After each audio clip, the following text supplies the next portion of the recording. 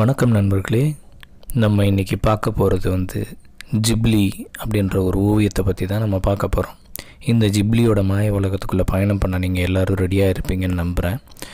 வாங்க நம்ம அந்த ஜிப்லியை பற்றி பார்க்கலாம். உலகம் முழுவதும் கோடிக்கணக்கான ரசிகர்களை இந்த ஜிப்லி ஈர்த்துருக்குது. எல்லாருமே பார்த்திங்கன்னா ChatGPTயில் போயிட்டு இந்த ஜிப்லி அப்படின்னு சொல்லி இதோட ஓவியத்தை கிரியேட் பண்ணி குடும்பமாக டிபியில் வச்சிட்ருக்காங்க. அந்த ஜிப்லி எப்படி உருவாச்சு அப்படின்ற கதையை பற்றி இப்போ நம்ம பார்க்கலாம். ஜிப்லியோட தொடக்கம் பார்த்திங்கன்னா 1985 ஹயாவோ மியாசாக்கி அப்படின்றவரால் தான் தொடங்கப்பட்டுச்சு. இவர் தான் இந்த ஓவியங்களை எல்லாம் வரைஞ்சி அதை நமக்கு கொடுத்துருக்கிறாரு. இசாவோ தகஹாத்தா மற்றும் தயாரிப்பாளர் தொஷியோ சுலுக்கி இவங்க தான் சேர்ந்து இந்த ஸ்டுடியோ அப்படின்றத ஆரம்பித்தாங்க. ஸோ இவங்களோட கைவண்ணத்தால் உருவானது தான் இந்த ஜிப்லி அப்படின்ற ஒரு ஓவியம். இந்த ஜிப்லி ஓவியம் பார்த்திங்கன்னா 1985 தான் கிரியேட் ஆச்சா அப்படின்னு பார்த்திங்கன்னா இல்லை, 1984லேயே பார்த்திங்கன்னா Nausicaa of the valley of the wind அப்படின்ற ஒரு படத்தோட வெற்றியில் தான் இந்த ஜிப்லி அப்படின்ற ஒரு ஓவியமே உருவாச்சு. ஜிப்லி படங்களோட கம்பேர் பண்ணும்போது இதில் என்ன வித்தியாசம் அப்படின்னு பார்த்திங்கன்னா, ஒரு ஜிப்லி படமும் பார்த்திங்கன்னா ஆழமான கதைகளை கொண்டிருக்கும். அதே மாதிரி உணர்வுகள் நிறைந்த கதாபாத்திரங்களை கொண்டிருக்கும். அதுதான் இதோட சிறப்பே.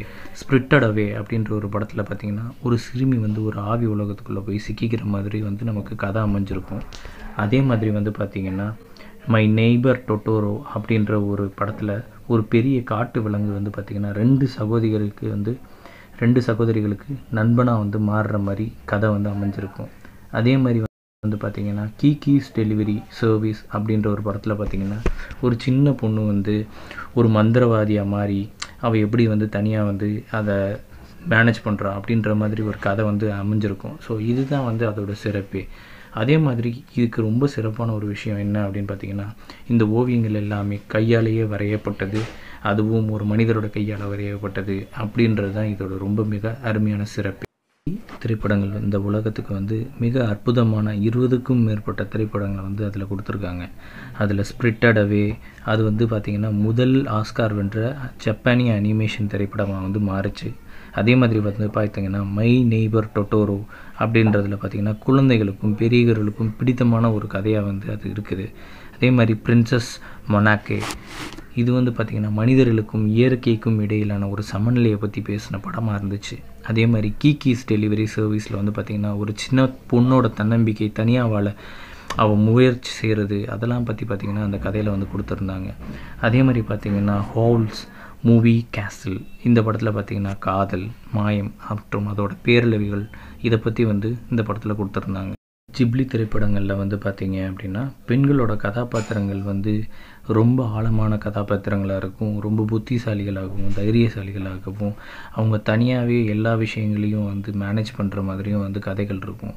அதுதான் இந்த ஜிப்லி படத்தோட சிறப்பே.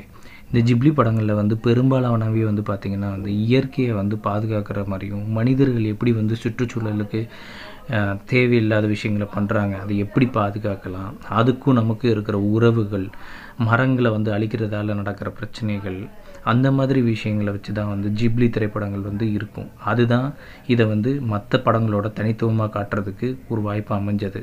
உங்களுக்கு ஜப்பான் போகிறதுக்கான வாய்ப்பு கிடச்சிச்சு அப்படின்னா கண்டிப்பாக போய் அங்கே ஜிப்லியோட அந்த அருங்காட்சியகம் இருக்குது. நீங்கள் அங்கே போய் அதை போய் நீங்கள் செக் பண்ணி பார்க்கலாம்.